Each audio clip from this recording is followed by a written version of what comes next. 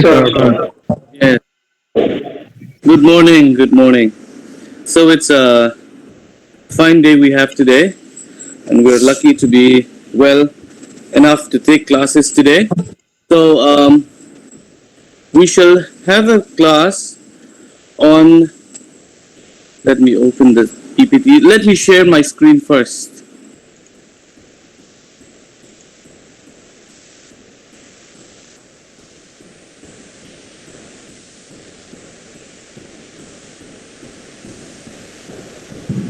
All right. Is it visible? Yes, sir. Yes, sir. Okay. Good.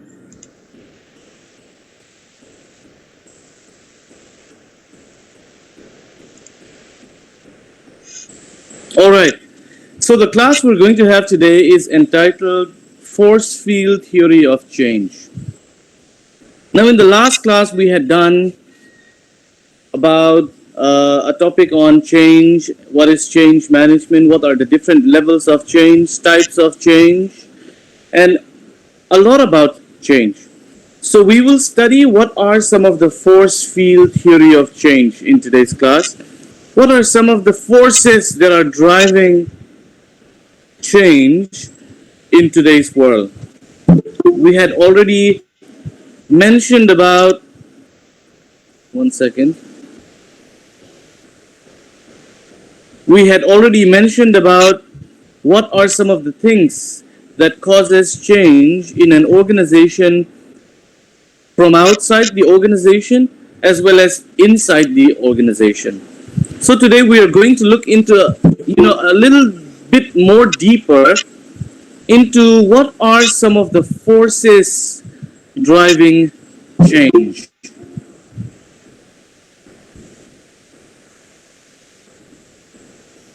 All right.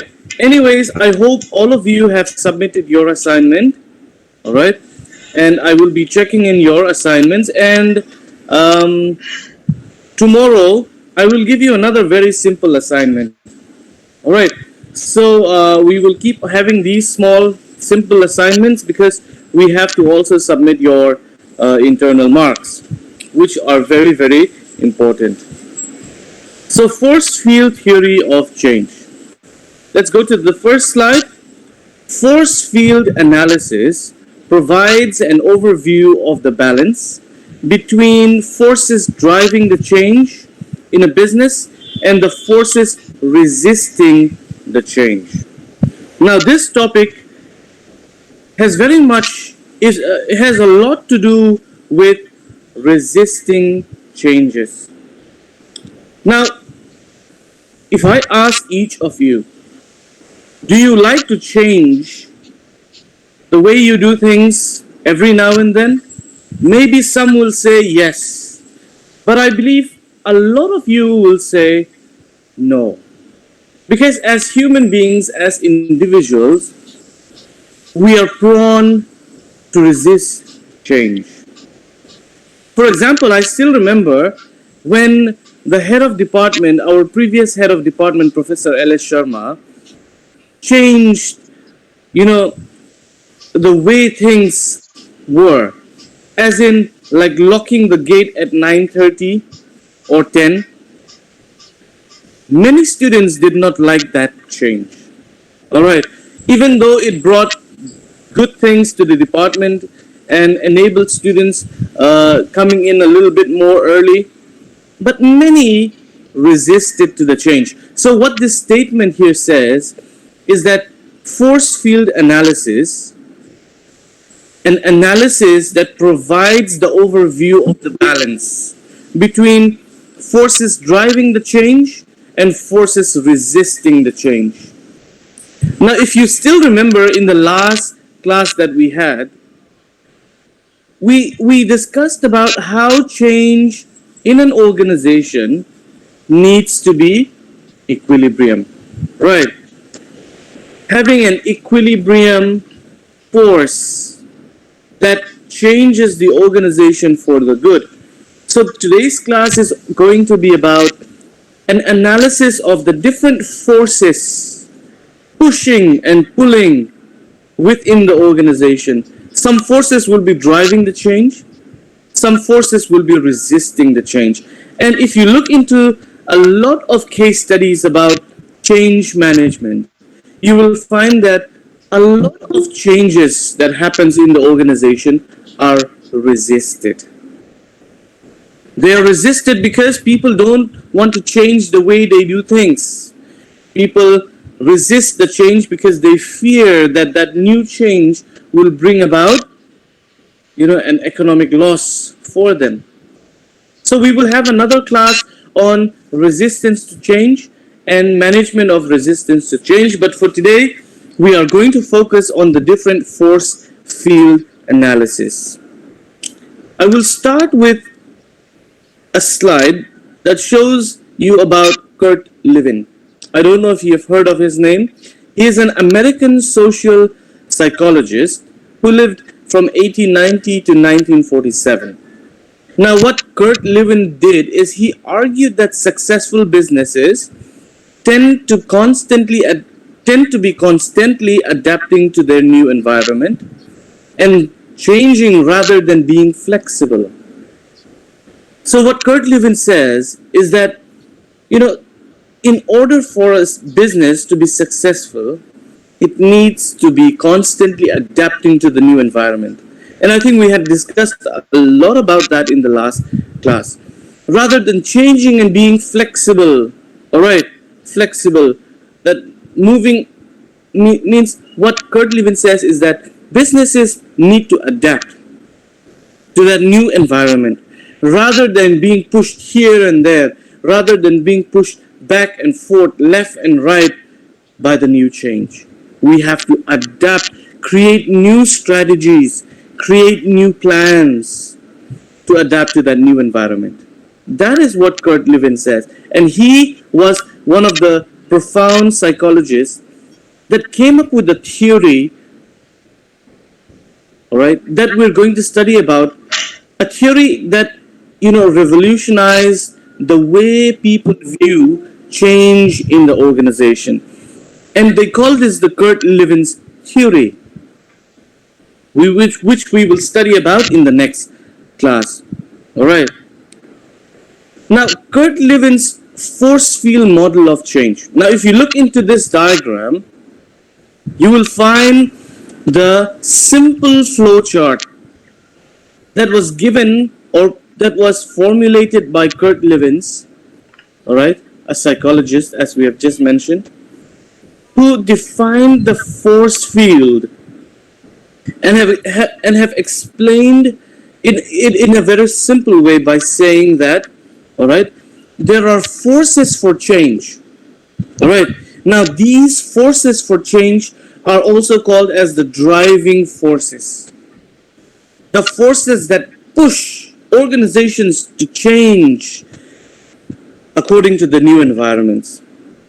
And when you push forward for change, there will also be an equal and opposite reaction from the other side, which we call as forces resisting change. Or we also call them as restraining forces. It is quite obvious if you push something on one side, then there will be an equal and opposite reaction coming from the other side as well. All right. So, even in organizations, when there are forces driving the change, there are forces resisting or restraining the forces as well. So, we will see what are some of the forces for change, which are driving forces, and we will also see what are some of the resisting changes, the restraining forces. So there are forces driving change and restraining it, as we have just seen in the diagram. Where there is an equilibrium between the two sets of forces, there will be no change. All right, there will be no change. So in order for change to occur, the driving forces must exceed the restraining force. So the driving force that comes from the left side must be stronger than the other side, the restraining forces. All right, in order for positive change to happen in the organization. Positive change. Now, sometimes changes are not always positive. Sometimes you also have negative change. All right, negative change. So we have to see, in order for a business or an organization to have positive change, the driving forces must be greater than the restraining forces. So, why is change resisted? All right, why is change resisted in many organizations? Number one is self interest. All right, self interest. That means when the employees of the organization think only about themselves. Sometimes you'll find employees who are already too comfortable in their own line, who are already in their comfort zone. They refuse to change because why? The change that comes might, force them to learn new things, might force them to do things a little bit more. It will require them to work harder, to learn new set of skills. And sometimes when people are lazy and don't, want to change, or they just think of themselves only, not about the organization, they resist change. All right, they resist change. An employee will say, why do we have to use a new set of equipment when we're already producing with the old equipment? Let us continue this way. No need to bring in new change. That is what some employees say sometimes. And that is why they resist the change. Point number two is sometimes change is resisted because of a misunderstanding. Because of misunderstanding. And that is where communication comes into play. Communicating the change is very, very, very important so that change is not resisted. Now, if employees are explained about the new change that will happen in the organization, if they are told beforehand about what this new change will bring in the organization, there can be a proper understanding that the change will be better for all the employees. The change will bring about good things to the organization, which will make it more productive, more efficient, and more profit making, maybe. So, most of the time, change is resisted in organizations because it is not communicated properly. One day, employees come into the organization and they find new things are being implemented. That sudden change often results in resistance because they're just not ready for the change yet. So what you can do as future managers is, if you want the change to be accepted, what you can do is communicate the new change. Communication plays a very, very important role in organizations. And so that, change when it comes into the organization is not resisted. So point number two, misunderstanding is one of the main reasons why change is resisted, because they don't understand about the new change. So definitely they will resist the new change. Number three, low tolerance of change. As I've said, that we people, individuals, as a majority, we have very low tolerance of change. We get comfortable in our own zone too quickly. So when we're already so comfortable in our own lines, it's very difficult to adapt new things, adapt new changes, because bringing in new change will require you to study a bit more. Bringing in new change will require you to get up early, maybe. Bringing in new change will require you to go for a training program, maybe. So we as individuals, since we have very low tolerance of change, sometimes we resist the change. The next point says different assessment of the situation. Now, this is very similar to point number two, misunderstanding, where different assessment of the situation is perceived by the employees. Some employees will assess the situation as this new change will bring about maybe, bad things for us. This new change will bring about maybe, our salaries will be deducted maybe. So different assessment of the situation is one reason why change is resisted, and that is why communication again is very, very important. We must communicate the new change to the employees in the organization. All right. So this is why some of the reasons why change is resisted. If you want, the list can go on and on and on, but these are some of the main reasons why change is resisted in many organizations. Examples of driving forces of change. All right. Examples of driving forces of change. Why do we need change in the organization? Number one, internal forces. We need forces driving change from within the organization, internal. Why do we need to change? Number one says the need for higher profits. If our company or our organization is not making enough revenue,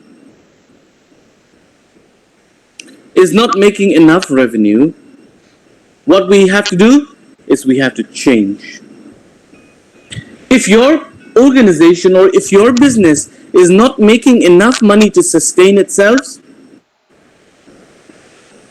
then you need to change. Point number two says poor efficiency.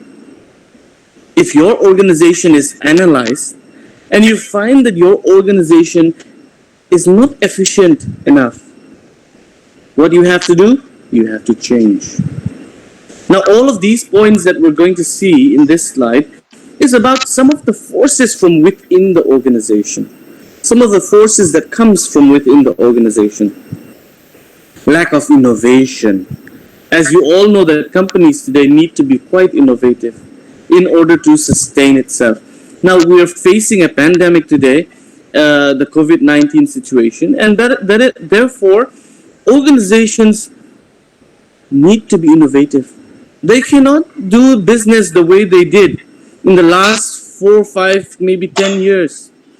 They need to innovate their strategies. And innovation is definitely a change, a force that is driving change. All right? You have to be innovative. So if you find that your organization lacks innovation, then you need to change. All right. Next point, need to change the organization culture. When you need to change the organization culture. Now, organization culture is all about the relationship that employees have within their organization. Now, different organizations will have their own organization culture. Some organization will have a very informal culture, whereas some organization will have a very formal culture. I still remember working for a company called Transworld Infotech back in 2007. All right. Now, that company had a very open culture. It did not require us to wear formals. We could come even in our shorts, means short pants, half pants, and wear t-shirt to work. But their main motive was, you have to be productive.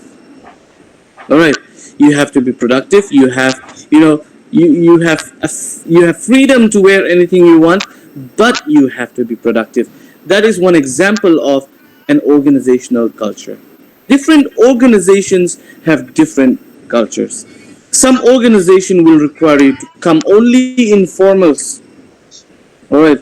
So sometimes when this organizational culture is affecting your productivity, that is when you have to change the organizational culture. And it is one of the forces driving change from within the organization.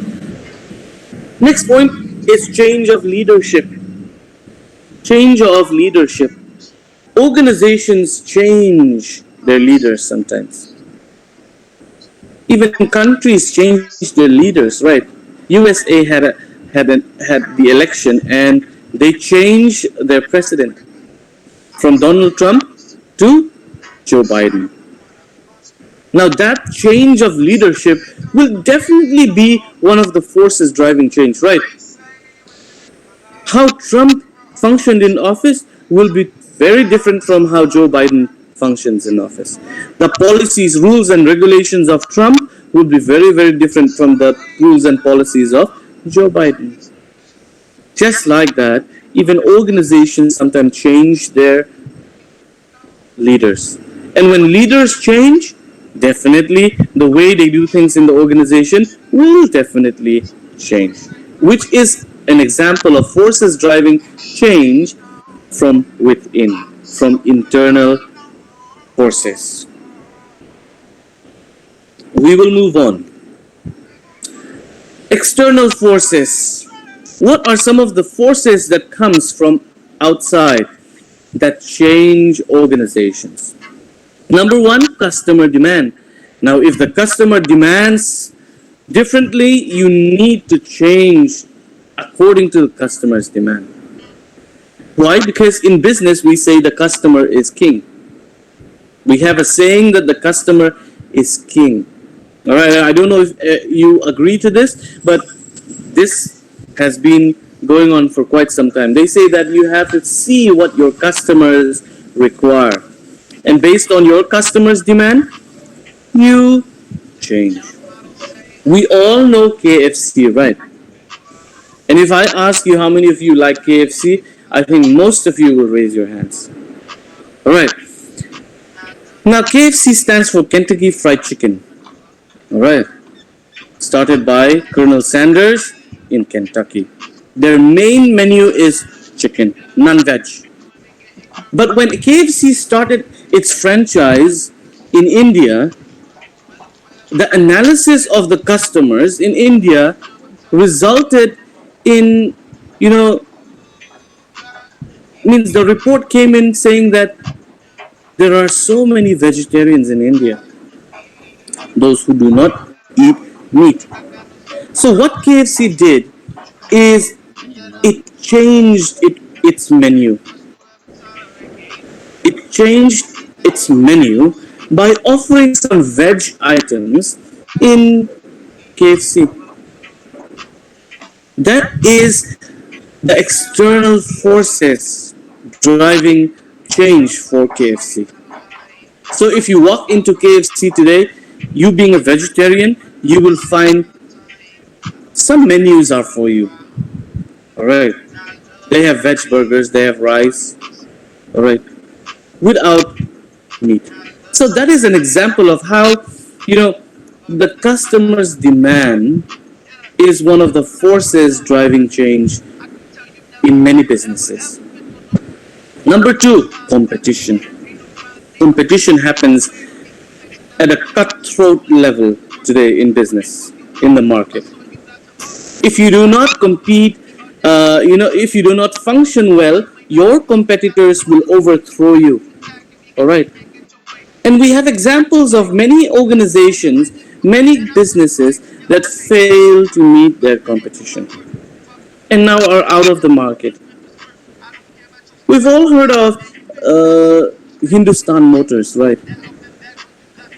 Now, Hindustan Motors did not change and did not meet its competition. And that therefore we don't find the products of Hindustan Motors like the Ambassador anymore in the market. They've fallen off the market. All right. So, competition is a very, very important driving force that comes from outside the organization that pushes business organizations to change. Next point, legislation and taxes. Legislation and taxes, it just means the rules and regulations made by the country. All right, legislation. Now, we have, for example, the Sale and Goods Act of India. All right, we have the Contract Act, we have the Minimum Wages Act, and we also have tax laws such as the GST, Goods and Service Tax, that is being implemented right now, 12% GST. All right, and which can go up to even 16% for some goods and commodities. So based on that taxation, it's an external forces that is driving organizations to change. Now, one of the latest news for those of you that are interested in motorcycle is that Harley Davidson is withdrawing the market from India.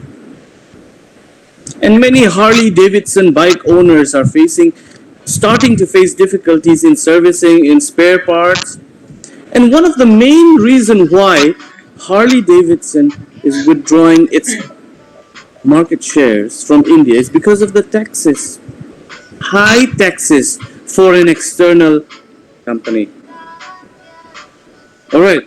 So what Harley Davidson is doing today is what Harley Davidson wants to collaborate with the Indian motorcycle company called Hero Motorco so that its taxes are reduced. That is an example of how legislation and taxes can be a driving force for organizations to change. Next point, political environment. Just as we have, change of leadership causes is one of the driving forces for change. Political environment is also a driving force for change because political views of different parties are not the same. Modi's government is focusing a lot on foreign direct investments. All right.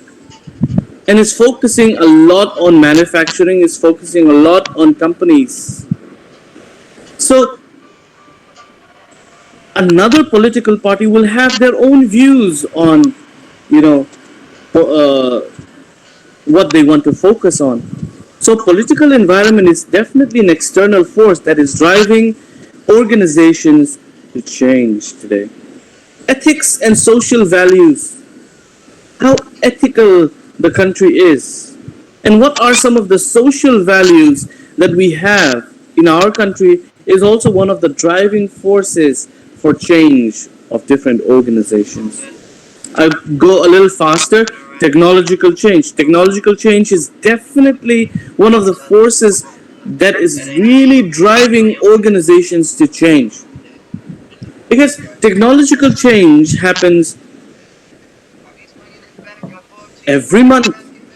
Every month you'll find new goods or new gadgets being produced, new technology being used, new software being used. So definitely technological change is one of the massive forces driving change in organizations from outside the organization. So these are just some of the examples. So now if you look at this slide again, all right, Kurt Levin's force field model of change, you will have forces for change, regulations, technology, financial laws, and all the things that we have just read, internal and external forces. When they are pushing the organization to change, we will have forces resisting the change, such as trade unions, the unions of employees, culture. Culture will, push back uncertainty, right? Uncertainty, the fear of risk, a fear that this new change will bring about, loss. Those forces will push back. All right, will push back. Now, see, there are forces for change. I'll give you an example. All right. So I want to check in if I'm still audible. Yes, sir. Yes, sir. Okay. Yes, Yes. sir. Okay. Good. Good. Good. Good. Thank Yes, you. sir. Yes. So I'll give you an example.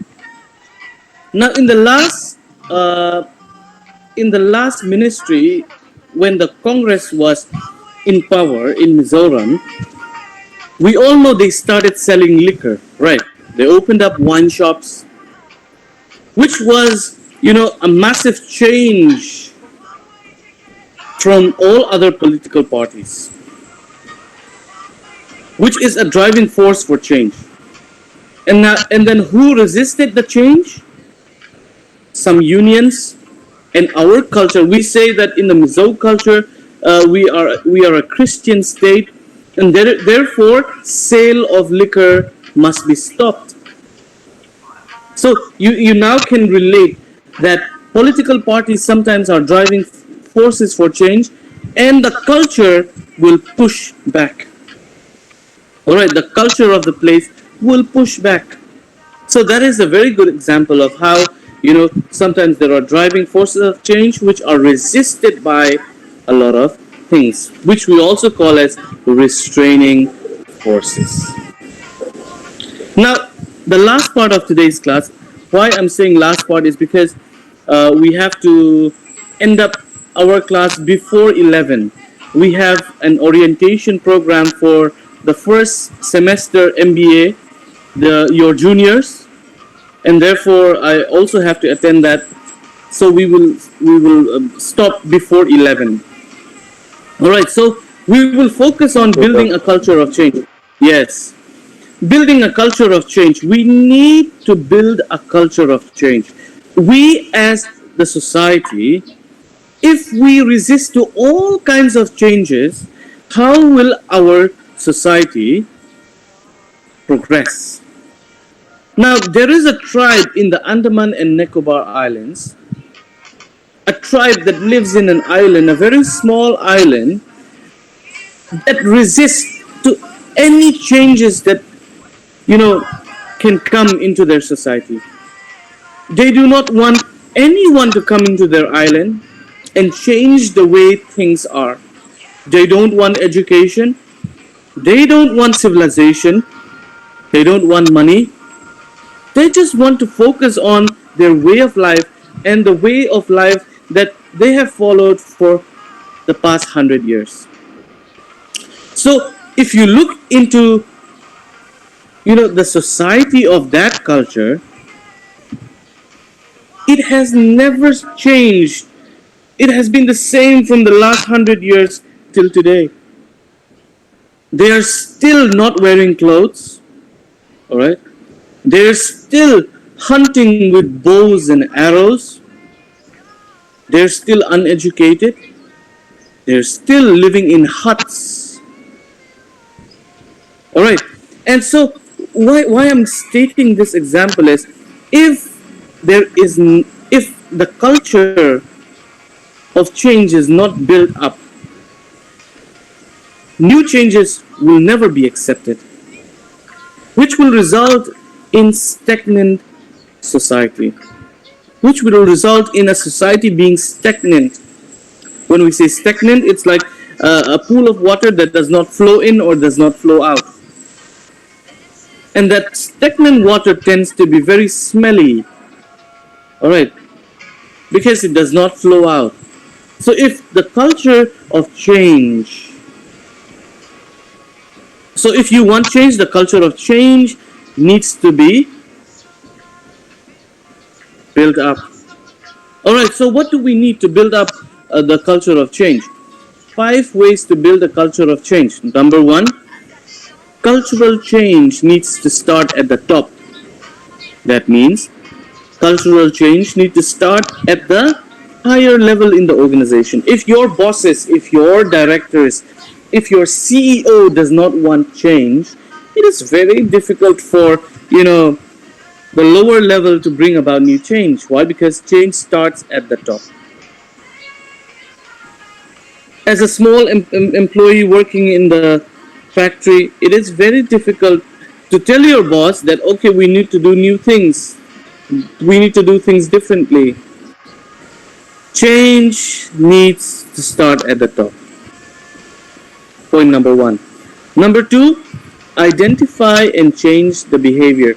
The people at the top, the management, needs to identify which behavior needs to be changed. Sometimes not all the behavior in the organization needs to be changed. There are some maybe problematic ones here and there which needs to be changed.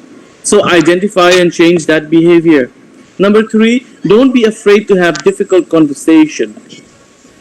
Sometimes building a culture of change will bring about, situation when you have to, you know have a difficult conversation, like trying to convince other people to do things differently.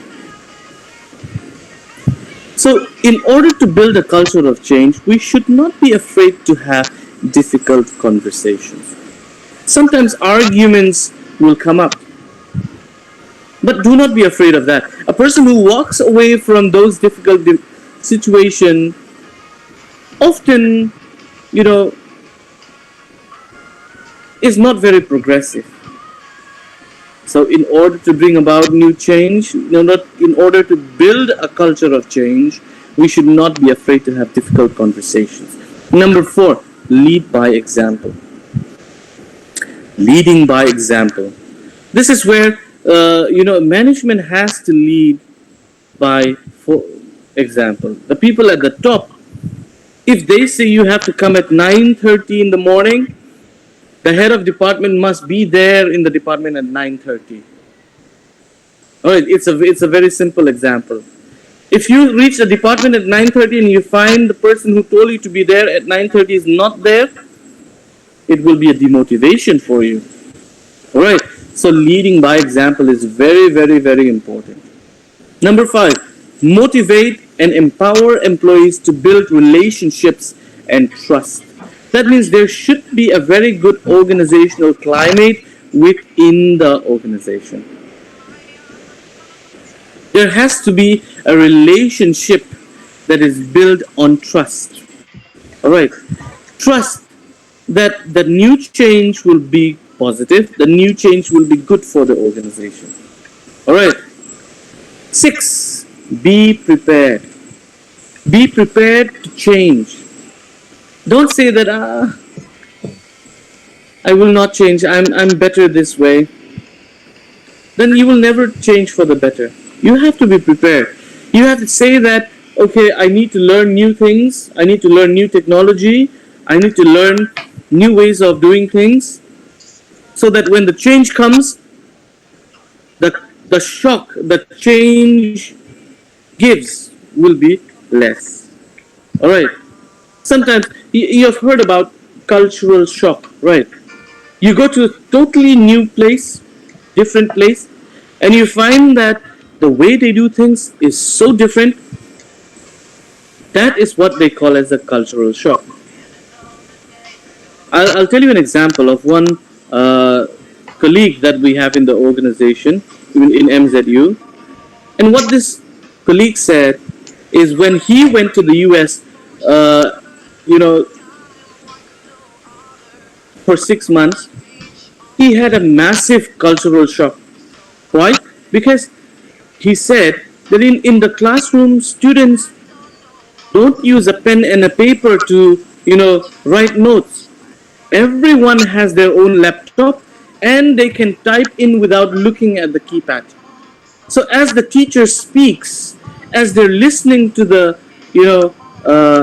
classes, lectures, they just type in the notes on their laptop, which he couldn't do because we normally, I think even for some of you, if we have to type in our, a certain statement, we will definitely have to look at the keyboard and type, looking at the keys.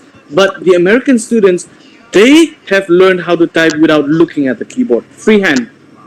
So, which was a very, very big change for this person. And he said he had a massive cultural shock. All right. So, maybe to avoid that cultural shock, if you are planning to go to the US or to the UK for further studies, learn typing beforehand. That is how you can be prepared of the new change that will come. Point number 7, keep the lines of communication open. communication is the key. Communication is very, very important. So you have to know how to communicate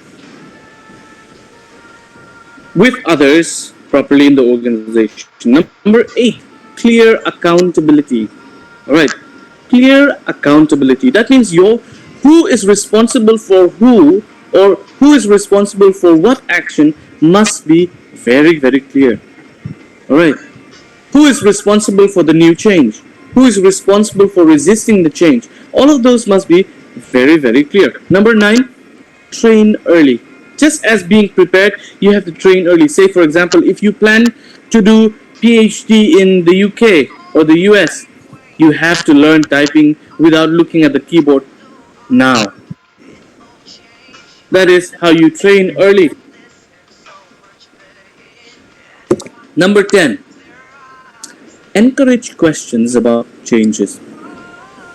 You have to keep inquiring about new changes that can come in the organizations. All right. If you inquire about the new changes that will come, you will get to know when the change is coming. And you can be prepared, you can train early, all right? And when you ask questions, you'll get answers about the change, which can help you prepare and build a culture for change in your organization. All right. So those are some of the points that I wanted to share with you all today. The force field theory of change says that it provides an overview of balance between forces driving the change and business in a business and the forces resisting the change.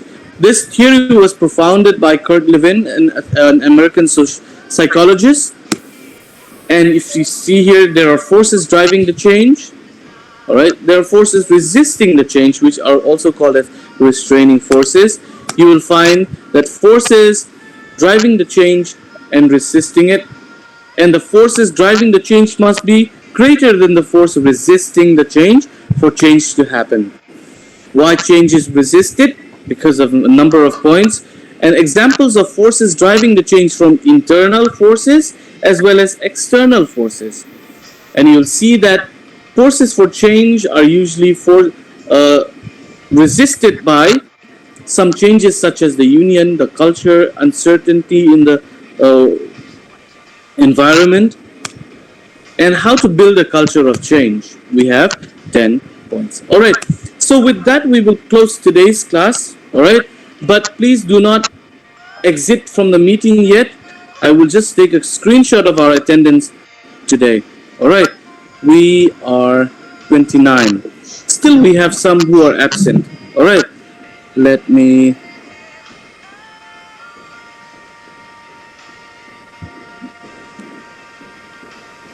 All right. Okay. So I hope we understand about the various aspects of change. All right. Please look into the slides and use that as a guide for further reading. Right? Once more. Okay. So thank you everyone. Today we will stop a little early before 11 because we have to attend the orientation program for your juniors who are the first semester MBA who are joining in and starting classes from today. All right. So thank you everyone for attending today's class. Thank you. Have a nice day. Thank you, sir. Thank you, sir. Have a nice day, sir. Thank you. Thank you. Thank you.